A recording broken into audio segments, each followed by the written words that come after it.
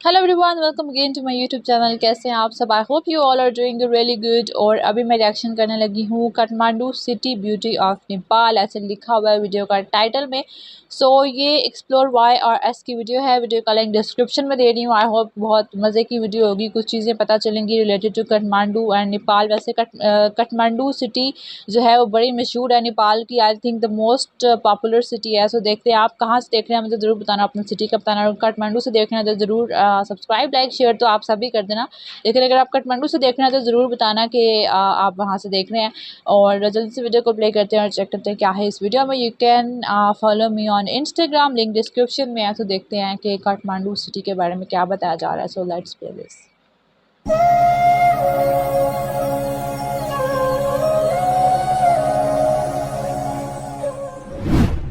दोस्तों, ये है काठमांडू, जो न सिर्फ नेपाल की राजधानी है बल्कि हिमालय की गोद में बसा एक ऐसा ऐतिहासिक शहर है जहां धर्म, संस्कृति, प्रकृति और आधुनिकता का अनोखा संगम देखने को मिलता है। काठमांडू सिर्फ एक शहर नहीं बल्कि नेपाल की राजनीतिक, आर्थिक, धार्मिक और सांस्कृतिक आत्मा है। ये शहर पहाड़ों से घिरी हुई एक ऐसी घाटी है जिसे काठमांडू घाटी के नाम से जाना जाता है। नेपाल की संसद, राष्ट्रपति भवन, सुप्रीम कोर्ट से लेकर देश की बड़ी यूनिवर्सिटीज और कॉर्पोरेट ऑफिस सब कुछ इसी शहर में मौजूद है। आज के इस वीडियो में आपको बताएंगे काठमांडू की पूरी कहानी, इसका इतिहास, भौगोलिक स्थिति, आबादी, प्रशासन, अर्थव्यवस्था और इस शहर की कनेक्टिविटी के बारे में। काठमांडू शहर का इतिहास बहुत ही पुराना है। ऐसा माना जाता है कि इस घाटी में इंसानी बसावट लगभग 2000 साल पहले शुरू हो गई थी। यहाँ कई पुरातात्विक खुदाइयों में लिचावी और मल्ल राजवंशों के प्रमाण मिले हैं, जो 3वीं से 18वीं सदी तक इस क्षेत्र में शासन करते रहे। कहते हैं कि काठमांडू पहले एक विशाल झील थी, जिसे मंजूश्री नाम के एक संत ने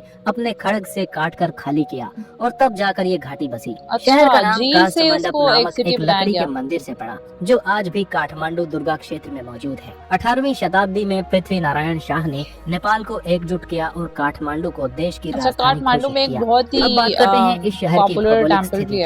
काठमांडू शहर नेपाल के मध्य में मौजूद है और ये बागमती जिले का हिस्सा है। ये पूरा शहर एक घाटी के भीतर बसा है, जिसे 3 मुख्य शहर मिलकर बनाते हैं, काठमांडू, भक्तिपुर और पाटन। इस घाटी की औसत ऊंचाई 1400 मीटर यानी लगभग 4600 फीट है और इसे चारों तरफ से पहाड़ों ने घेर रखा है। काठमांडू शहर का कुल क्षेत्रफल 49.5 वर्ग किलोमीटर है। यहाँ की जलवायु एकदम हल्की ठंडी होती है। गर्मियों में 30 डिग्री से ऊपर नहीं जाती और सर्दियों में 1-2 डिग्री तक गिरती है। शहर के बीचों बीच बागमती नदी बहती है, जो धार्मिक और सांस्कृतिक दोनों दृष्टियों से बेहद महत्वपूर्ण है। जनसंख्या और प्रशासनिक ढांचे की बात की जाए तो 2011 के जनगणना के अनुसार काठमांडू म्युनिसिपैलिटी की आबादी 10 लाख से ज्यादा थी और आज ये अनुमानित तौर पर 15 लाख से ऊपर पहुंच चुकी है। शहर में बहुभाषीय, बहुधार्मिक और बहुजातीय लोग रहते हैं। मुख्य भाषा यहाँ की नेपाली है, लेकिन नेवार, मैथिली, भोजपुरी, हिंदी और अंग्रेजी भी यहाँ पर खूब मात्रा में बोली जाती है। यहाँ हिंदू धर्म के बाद बौद्ध धर्म का गहरा प्रभाव है और मुस्लिम व ईसाई समुदाय भी बड़ी संख्या में रहते हैं। प्रशासनिक रूप से ये शहर काठमांडू महानगर पालिका द्वारा चलाया जाता है, जिसे 32 वार्डों में बांटा गया है।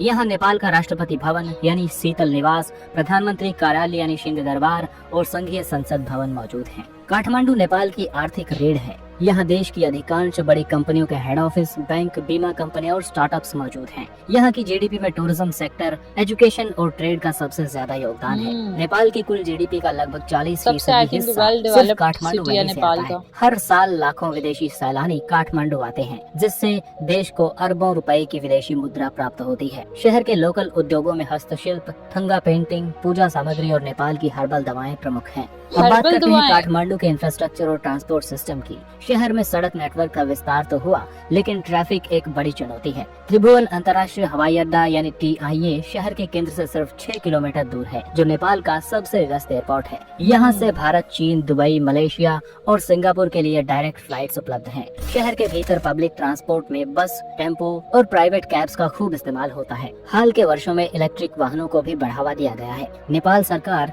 काठमांडू मेट्रो रेल प्रोजेक्ट पर भी विचार कर रही है। काठमांडू को सांस्कृतिक राजधानी कहा जाए तो गलत नहीं होगा। यहाँ हर कोने में मंदिर, स्तूप और मठ दिखाई देते हैं। यहाँ के प्रमुख मंदिरों में पशुपतिनाथ मंदिर, जो हिंदुओं के लिए सबसे बड़ा पवित्र मंदिरों में से एक है, स्वयंभूनाथ मंकी टेम्पल बौद्ध और हिंदू दोनों के लिए पूजनीय है। इसके अलावा बौद्धनाथ स्तूप जो यूनेस्को वर्ल्ड हेरिटेज साइट का हिस्सा है, और दरबार स्क्वायर जहां राजा महाराजा रहा करते थे, थमेल ट्रेवलर्स के लिए शॉपिंग, फूड और मस्ती का केंद्र है। तो दोस्तों ये था काठमांडू, नेपाल की राजधानी, एक ऐसा शहर जो प्राचीन और आधुनिक दोनों रूपों में जिंदा है, काठमांडू नेपाल का जहां एक और कैपिटल है मंदिरों की घंटियों और की गूंज है, तो दूसरी ओर बिजनेस मीटिंग्स और इंटरनेशनल कॉन्फ्रेंस की हलचल भी है। ओके, सो नेपाल जो है वो कैपिटल है ऑफ, नहीं, काठमांडू कैपिटल है नेपाल का, और सबसे most I think popular developed city जो है नेपाल की काठमांडू ही है। कुछ बहुत एक मशहूर सा टेम्पल भी है वैसे जो काठमांडू में है, मुझे नाम भी माइंड में नहीं आ रहा। So you know her city की कुछ ना कुछ अलग अलग तरीके की कुछ खासियत है। नेक्स्ट कौन सी सिटी पे रिएक्शन करूँ ज़रूर बताना। वैसे नेपाल में एक चीज़ सबसे अट्रैक्टिव जो मुझे लगती है वो ये है कि नेपाल में इर्द गिर्द सिर्फ पहाड़ हैं, और बहुत ही जिनको माउंटेन्स देखने का और इस तरह की चीज़ों का बहुत शौक है, उनके लिए तो एक आइडियल जो है वो जगह है। और वेदर तो वहाँ पे वैसे ही आइडियल है, 30 से ऊपर जाता ही नहीं है। सो यू नो टूरिज़्म के लिए भी नेपाल काफ़ी अच्छा है, इसलिए हर साल इतना ज़्यादा लोग वहाँ पे टूर करने आते हैं, और इतने ज़्यादा यू नो उनकी इस चीज़ में उनकी अर्निंग कितनी इंक्रीज़ हो रही है नेपाल में। सो अच्छा लगा वीडियो देख के, वीडियो अच्छी बनी हुई थी। और कौन सी सिटी पे या किधर रिएक्शन करूँ ज़रूर बताना। सब्सक्राइब, लाइक, शेयर मस्ट करना। मिलते हैं नेक्स्ट वीडियो में, तब तक के लिए गुड बाय।